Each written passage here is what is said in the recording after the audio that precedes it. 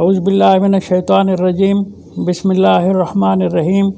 یا ایھا النبی انا احللنا لک ازواجک اللاتی آتیت اجورہن وما ملکت یمینک مما افاء اللہ علیک وبنات عمک وبنات عماتک وبنات خالک وبنات خالاتک اللاتی ہاجرن معک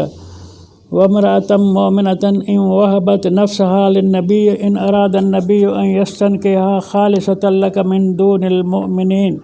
قد علمنا ما فرضنا عليهم في أزواجهم وما ملكت أيمانهم لكي لا يكون عليك حرج وكان الله غفورا رحيما صدق اللہ مولانا العظیم۔ محترم سامعین، یہ آیت کریمہ سورۃ احزاب کی 50 نمبر میں نے تلاوت کی ہے۔ میں اس سے آگے 51 نمبر 52 نمبر ان 3 آیات کا خلاصہ اور مقصد پیش کرنا چاہتا ہوں۔ اس میں مجھے خاص بات یہ عرض کرنی ہے، کچھ احباب نے سوال کیے ہیں ان آیات کے حوالے سے کہ وما ملکت یمین کا خاص نبی کو خطاب ہے۔ اس آیت نمبر 50 میں بھی،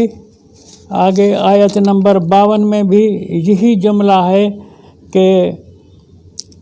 الا ما ملکت یمینک۔ سوال کرنے والے کا مقصد یہ ہے کہ ملکت یمینک لونڈیوں کے لیے قرآن کی اصطلاح ہے، جیسے والمحصنات من النساء الا ما ملکت ایمانکم میں یہ ذکر سورۃ نساء کی آیت نمبر 24 میں آیا ہے۔ تو کیا نبی نے اپنے پاس لونڈی رکھی ہے؟ نبی نے لونڈی کے ساتھ شادی کی ہے؟ نبی کو لونڈی کے ساتھ شادی کرنے کی اجازت سورت کی 52 نمبر آیت سے اللہ نے دی ہے یا ان 3 آیات کے اندر اس کا ذکر ہے؟ یہ سوال ہے۔ سوال جس دوست نے بھی کیا ہے، یہ صحیح ہے کہ ان کے سوال پر ہم زیادہ تنقید نہیں کریں گے، اس کا صحیح جواب دیں گے۔ سوال کرنے والے کو حق ہے، جو بھی وہ سمجھا ہے یہ اس کی سمجھ ہے۔ قرآن کی سمجھ ہمیں پیش کرنی ہے، اور وہ یہ ہے کہ نبی نے لونڈی نہیں رکھی۔ قرآن نے نبی کو جیسے ہی مدینہ ہجرت ہوئی ہے، جنگیں شروع ہوئی ہیں، تو قرآن نے نبی علیہ السلام پر بندش ڈالی ہے کہ ما کان لنبی ان یکون لہ اسرا، جنگی قیدی رکھنا لڑائیوں میں بند۔ یہی سبب ہوتا تھا کسی کو غلام بنانے کا، کسی کو لونڈی بنانے کا۔ سو اللہ نے وہ بندش ڈال دی تھی شروع سے، مدینے پہنچتے ہی جنگوں کی شروعات سے ہی نبی پر بندش ہے۔ سو یہ جو ما ملکت کا لفظ قرآن میں آیا ہے، یقیناً آیا ہے، وہ لونڈیاں ہیں جو اسلام کے آنے سے پہلے معاشرے کے اندر تھیں، اور ما ملکت کی معنی صرف اسی میں بند نہیں ہے۔ ما ملکت کی معنی یہ بھی ہے کہ تو خاندان کا بڑا ہے، تو سب کے فیصلے کرتا ہے، تیرے قبیلے کی شادیاں اور رشتے تیرے مشورے سے ہوتے ہیں، تیری یعنی نگرانی میں ہوتے ہیں، تو بحیثیت قبیلے کے بڑے ہونے کے بھی گویا کہ ملکت ایمانہم تیرے لیے کہا جا سکتا ہے، ہر ایک کے لیے کہا جا سکتا ہے، خالی نبی علیہ السلام کے لیے نہیں، ہر خاندان کے بڑے کے لیے ما ملکت ایمانہم یا ایمانک یا یمینک کہا جا سکتا ہے۔ وہ اس وجہ سے کہ وہ فیصلے کرتا ہے طرفین سے پوچھ کر کے، طرفین کے قرآن کے مطابق رضامندی کے بعد فیصلے کرتا ہے، تو اس کے لیے یہ لفظ کہنا، استعمال کرنا یہ جائز ہے، صحیح ہے، اس میں لونڈی اور غلام کا تصور بھی نہیں ہے۔ سو بہرحال یہ جو آیت ہے نمبر 50، اس کے اندر خاص بات مجھے آپ کے خدمت میں یا سوال کرنے والے بھائی کے خدمت میں یہ عرض کرنی ہے کہ یا ایھا النبی انا احللنا لک ازواجک اللاتی آتیت اجورہن، نبی اے نبی ہم نے تیرے لیے حلال کی ہیں وہ بیوییں جن کو تو مہر دے چکا ہے شادی کے وقت، نکاح کے وقت، وما ملکت یمینک، اور جن تک تیری دسترس ہوئی، تیری قوت شادی، یمین کا شادی کرنے کے لیے قوت چاہیے، وہ قوت ہے مہر دینا۔ اس کے لیے قرآن نے کہا مما افاء اللہ علیک، وہ آتا ہی تو اجورہن آ چکا کہ یہ بھی کسی کو فرض کرو کہ مہر کے پیسے نہیں ہیں، قرآن نے اس کے لیے بندش ڈالی ہے کہ جب تک وہ بندوبست نہ کرے شادی کے اخراجات کا تو وہ صبر میں رہے یا انتظار کرے توفیق حاصل ہونے کا، اس سے پہلے وہ شادی نہ کرے۔ نبی تو شادی کر چکا ہے جو جن کو تو مہر دے چکا ہے، سو اب مما افاء اللہ ہے، یہ خاص لفظ ہے افاء کا، جو مجھے آپ کو سوال کرنے والے کو عرض میں کرنا ہے کہ مما افاء اللہ، افاء فے اس کو کہا جاتا ہے جو بغیر جنگ کے چیز حاصل ہو، مما افاء اللہ۔ نبی نے جو سورۃ نساء کے شروع میں آپ پڑھ چکے ہیں کہ یتامہ کے حوالے سے قرآن آپ کو کہہ چکا ہے کہ مثنیٰ و ثلاث و رباع، شوہر عورتوں کے مر چکے ہیں، شہید ہو چکے ہیں لڑائیوں میں، بیواہوں کی بہتات ہو گئی ہے، اب ان بیواہوں کو سہارا دینے کے لیے آپ 2 3 3 4 شادیاں کر سکتے ہو، تو وہ لونڈیاں نہیں کہلائیں گے، وہ آزاد عورتیں ہیں۔ افاء اللہ کے معنی بغیر جنگ کے وہ عورتیں تمہیں میسر ہوئی ہیں۔ لڑائی وہ تو اپنی تھی، یعنی کہ جنگ تو دشمنوں سے ہوئی تھی، جنگ تو مثال بدر کی جنگ ہے، احزاب کی جنگ ہے، جب دشمن آیا ہے مکے سے لڑنے نبی علیہ السلام کے خلاف لڑنے آیا ہے تو وہ عورتیں تو لایا ہی نہیں تھا، تو عورتوں کا جو لونڈیوں کا اگر تصور کیا جائے تو نبی علیہ السلام کے ساتھ ان کے لڑائیوں کا ذکر آیا بھی ہے قرآن میں، وہاں سوال ہی نہیں ہوتا کہ مکے سے عورتیں لائے ہوں اور بدر میں جنگ کی ہو، یا احزاب کی جنگ میں بھی مکے سے عورتیں لائے ہوں دشمن مشرکین اور پھر وہاں جنگ ہوئی ہو۔ تو یہ جو جنگیں بنی مستلق غزوات لکھے ہیں حدیثوں نے، یہ حدیثوں کا جھوٹ ہے، یہ حدیثوں کا بہتان ہے، اور نبی علیہ السلام نے وہ جنگیں نہیں لڑی قبائل عرب کے اندر جن کے اندر عورتوں کا حاصل کرنا علم حدیث میں لکھا ہوا ہے، بخاری میں لکھا ہوا ہے، مسلم میں لکھا ہوا ہے۔ یہ مسلم اور بخاری یہ محدثین لوگ اسلام کے دشمن ہیں۔ تو مما افاء اللہ کے معنی یہ ہے کہ جو بغیر لڑائی کے عورتیں تمہارے معاشرے کی تھیں ان کے ساتھ جو تو شادی کر چکا ہے۔ آگے ہے کہ ان میں تو تمہاری عزیزہ رشتہ دار بھی تھی، چچا زاد بیٹیاں تھیں، خالہ زاد بیٹیاں تھیں، پھوپھی زاد بیٹیاں تھیں، وہ سب تمہاری تھیں، اپنی تھی۔ اتنی دیکھیں ملکت یمینوں کے بعد اللہ نے وضاحت بھی کر دی کہ وہ ملکت یمینوں کا تیری رشتہ دار تھیں، آزاد تھیں، تیرے ساتھ ہجرت کر کے آئی ہیں۔ پھر ان میں سے ایک عورت کے لیے جس کا شوہر فوت ہو گیا ہے، نبی کو 4 بیویں کمپلیٹ ہو گئی ہیں، اب آگے 4 کے بعد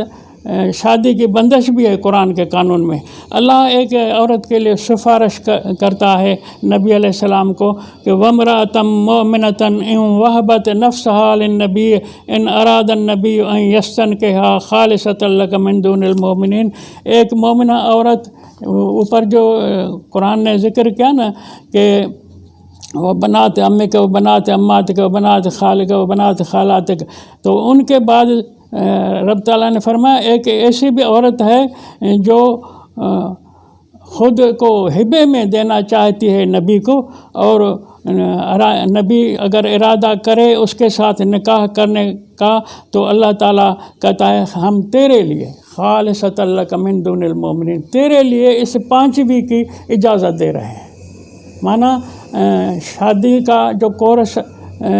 4 کا ہو چکا تھا پہلے سورۃ نساء کے شروع میں، اس کے بعد بندش ہے، لیکن اللہ تعالیٰ اس ایک عورت کی جو ہجرت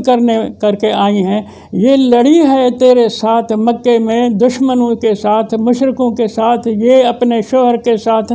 تیرے فوج میں آئی ہیں اور تیرے ساتھ ہجرت کر چکے ہیں، ان کے لیے اللہ کہتا ہے میں چاہتا ہوں کہ تو اگر راضی ہو تو اس کے ساتھ شادی کر لے۔ خدا کے الفاظ یہ ہیں، ان وہبت نفسہا، وہ ہبہ میں دینا چاہتی ہے خود کو، اور اللہ تعالیٰ دیکھو قرآن کے الفاظ کیسے پیارے ہیں، ان اراد النبی، اس کی تو چاہت ہے، اب دلہا بھی اگر چاہے تو یہ تیرے لیے اسپیشل اجازت ہوگی، خالصۃ لک، وہ چاہ رہی ہے، بیوی دلہن چاہ رہی ہے کہ میں محمد سے شادی کروں، محمد اگر تیرا ارادہ ہو تو تیرے لیے ہم اس کی اسپیشل اجازت دے رہے ہیں کہ تو اس کے ساتھ شادی کر۔ تو یہ مقصد یہاں اس آیت میں جو لفظ آیا ہے ملکت یمینک، یہ ملکت یمینک لونڈی کے حوالے سے نہیں ہے۔ سوال کرنے والے کا بھی مقصد یہ تھا کہ نبی نے لونڈی کے ساتھ شادی کی ہے، لونڈی رکھی ہے، یہ دونوں باتیں غلط ہیں، یہ لونڈی نہیں تھی۔ ملکت کی معنی یہاں دسترس ہے، اور یہ معنی تو قرآن کے اندر ملکت یمین کا دوسری جگہ بھی استعمال ہوا ہے، جس کے اندر ما ملکت یمین کو قرآن نے فرمایا ہے۔ تو یہ ملک یمین کا لفظ آپ سورۃ احزاب کی 71 آیت میں پڑھ سکتے ہیں، فَمَا الَّذِينَ فُضِّلُوا بِرَادِّ رِزْقِهِمْ عَلَىٰ مَا مَلَكَتْ أَيْمَانُهُمْ عَلَىٰ مَا مَلَكَتْ أَيْمَانُهُمْ، جو تمہارے ماتحت ہیں، یہاں ملکت ایمانہم میں غلام نہیں مراد، تمہارے زیر دست ہیں، تم ایک کارخانہ چلا رہے ہو، ایک فیکٹری چلا رہے ہو، ایک فیکٹری کے ایک ساتھ کام کرنے والے کچھ زیادہ کماتے ہیں، کچھ کم کماتے ہیں برابر کے، ایک ان کا فورمین ہے، فورمین کے ماتحت جتنی لیبر ہے وہ ملکت ایمان میں ہم میں آ سکتی ہے۔ تو یہ اصطلاح ہے، اس میں خاص غلامی اور لونڈی عورتوں کا ہونا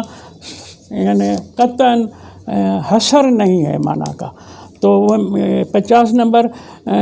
آیت میں جو ما ملکت کا لفظ ہے، اس سے مراد لونڈی نہیں ہے۔ سوال کرنے والے دوست کا بھی یہی مقصد تھا۔ اس کے بعد اسی میں 2 بار یہ لفظ آیا ہے، اور مومنون کے لیے بھی آیا ہے کہ قد علمنا ما فرضنا علیہم فی ازواجہم وما ملکت ایمانہم لکی لا یکون علیک حرج۔ تو ادھر دوسرے مومن جو ہیں ان کے بھی جو رشتہ دار عورتیں تھیں یا کیا، ان کے اوپر بھی ہم نے فرض کیا تھا کہ وہ مہر دے کر ان کے ساتھ شادی کریں وغیرہ وغیرہ، لیکن وہ وہاں عورتیں ان کی لونڈی نہیں ہیں، وہ ان کے رشتے کی وجہ سے، تعلقات کی وجہ سے، ان کی چاہت کی وجہ سے، پسند کی وجہ سے ان کو ملکت کہا جا سکتا ہے۔ اس کے بعد دوسری جو آیت ہے، فلا جناح علیک ذالک ادنی ان تقر اعینہن ولا یحزن، یہ 51 نمبر آیت ہے، ترجی من تشاء منہن وتوی الیک من تشاء، جن کو تو چاہے تجھے اختیار ہے کہ ان کو تو پیچھے رکھے یا مقدم رکھے، آگے رکھے، اپنے پاس رکھے، ومن ابتغیت ممن عزلت، اور جو تو اگر چاہے تو ان میں سے کسی کو علیحدہ کرے، فلا جناح علیک، تجھ پر کوئی اس حرج نہیں ہوگا، گناہ نہیں ہوگا، ذالک ادنی ان تقر اعینہن، یہ قریب ہے اس بات کے کہ ان کی آنکھیں ٹھنڈی ہوں، ولا یحزن،